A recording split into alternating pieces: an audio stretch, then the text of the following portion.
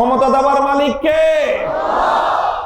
মাক্কান্নাহুম feel আরদ, জমিনের ক্ষমতার প্রকৃত মালিক হলেন আল্লাহ রাব্বুল আলামিন। সুতরাং কাউকে ক্ষমতা দেন আল্লাহ, যাকে ক্ষমতা দিতে চান তাকে আল্লাহ ক্ষমতা দান করেন।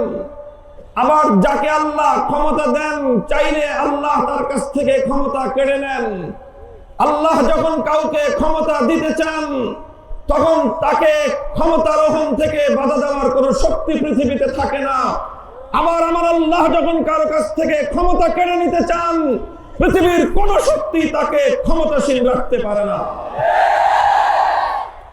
আল্লাহ পাক রব্বুল আলামিন অত্যন্ত শক্তিশালী ভাবে ব্যর্থহীন ভাষায় আল্লাহ রব্বুল ইজ্জত তার মহান কুদরতের বহির প্রকাশ ঘটিয়ে এই জায়গায় বিভিন্ন ইরশাদাত আল্লাহর কোরআনের মধ্যে আল্লাহ বর্ণনা করেছেন। অনেকে মনে করতে পারে যে বাস ক্ষমতা পেয়ে গেলেই হলো, সেই ক্ষমতা কুক্ষিগত করে রাখার চেষ্টা করে অনেক মানুষ।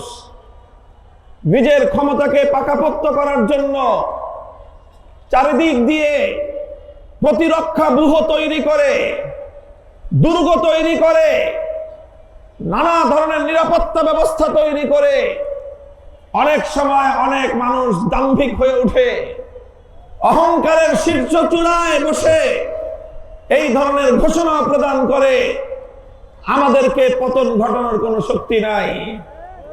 কেউ মন্তব্য করে আমাদের কাছ থেকে ক্ষমতা কেউ কেড়ে নিতে পারবে না। ইতিহাস বলে যে যারা যত বেশি ক্ষমতাসীন হওয়ার পর দাম্ভিকতা প্রদর্শন করে আমার আল্লাহ পাক রব্বুল আলামিন যখন তাদেরকে পাকড়াও করার সিদ্ধান্ত গ্রহণ করেন, যে যত বড় দাম্ভিক, যে যার ক্ষমতাকে পাকাপোক্ত করার জন্য যত দুর্বেদ্য ব্যবস্থা গ্রহণ করেন, আমার আল্লাহ যখন পাকড়াও করেন তখন ততটাই চরম ভাবে, ততটাই ভয়াবহ ভাবে তার পতন ঘটে। ফাতাহুমুল্লাহু মিন হাইসু লাম ইয়াহতাসিবু, ফাতাহুমুল্লাহু মিন হাইসু লাম ইয়াহতাসিবু। আল্লাহ পাক রব্বুল আলামিন বহু দুর্বেদ্য দুর্গের মধ্যে সুসংরক্ষিত ক্ষমতার মসনদ থেকে অনেক ক্ষমতাসীনকে আমার আল্লাহ উপড়ে ফেলে দিয়েছেন, এমন ভাবে উপড়ে ফেলে দিয়েছেন পৃথিবীর ইতিহাসে তার নাম নিশানা আমার আল্লাহ মুছে ফেলেছেন। কাজেই ইতিহাসের এই অধ্যায়গুলো সকলেরই পাঠ করা উচিত। যারা ক্ষমতার রাজনীতি করে, যারা ক্ষমতায় যাওয়ার স্বপ্ন দেখে, যারা ক্ষমতায় থাকে অথবা যারা ক্ষমতায় আসার প্রত্যাশা করে, তাদের প্রত্যেকেরই আমার আল্লাহ পাক রব্বুল আলামিনের এই নীতি এবং আল্লাহর পক্ষ থেকে সংগঠিত ইতিহাসের এই অনিবার্য অধ্যায়গুলোকে অধ্যয়ন করা উচিত।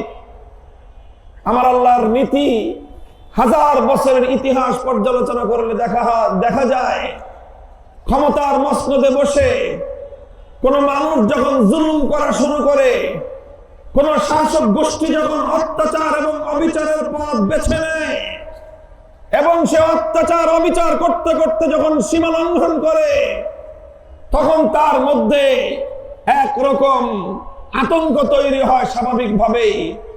আর সেই আতঙ্ক থেকে অত্যাচারী জালিম শাসকেরা সব সময় ক্ষমতার মসনদকে রক্ষা করার জন্য চারিপাশ দিয়ে ক্ষমতা রক্ষার জন্য দুর্ভেদ্য কেল্লা তৈরি করে, প্রতিরোধ ব্যূহ তৈরি করে, নানা ধরনের বাহিনী তৈরি করে, ক্ষমতার মসনদকে আঁকড়ে ধরার জন্য মরণপণ চেষ্টা করে।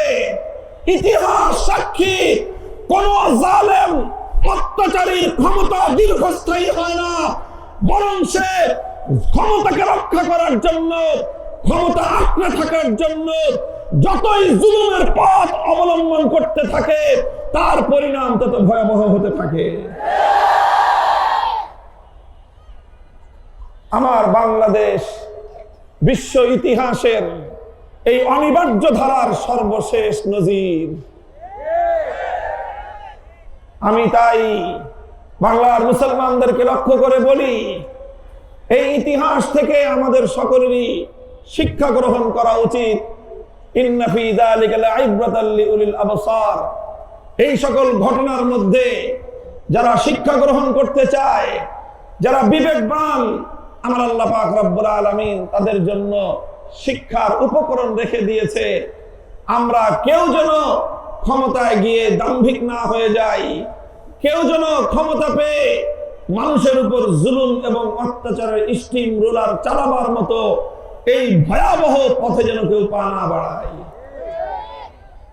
মুহতারাম হাজিরিন, ইতিহাসের এক অনিবার্য শিক্ষা হলো এই, ইতিহাসের এক অনিবার্য শিক্ষা হলো এই, কোন গোষ্ঠী যদি চায় অথবা কোন ব্যক্তি যদি চায় তার শাসন দীর্ঘায়িত হোক, তাহলে তার উপায় হলো এই যে সে তার নাগরিকদের সাথে, জনগণের সাথে ন্যায়, ইনসাফ এবং সাম্যের আচরণ করবে।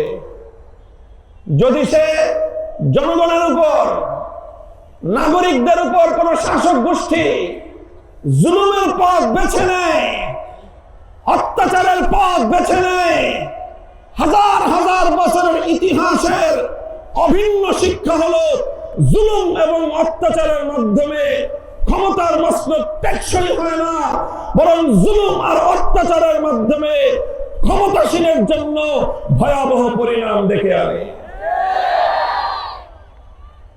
কারো যদি সেই পরিণাম দেখতে মনে চায়, এই আমাদের থেকে, এখান থেকে পূর্ব দিকে 200 গজ আগালে দেখতে পারবে তার পরিণামের কিছুটা ছিটে ফোটা। আল্লাহ পাক রব্বুল আলামিন সকল ক্ষমতা প্রত্যাশী, ক্ষমতাসীন সকলকে আল্লাহ এই শিক্ষা গ্রহণ করা তৌফিক দান করেন।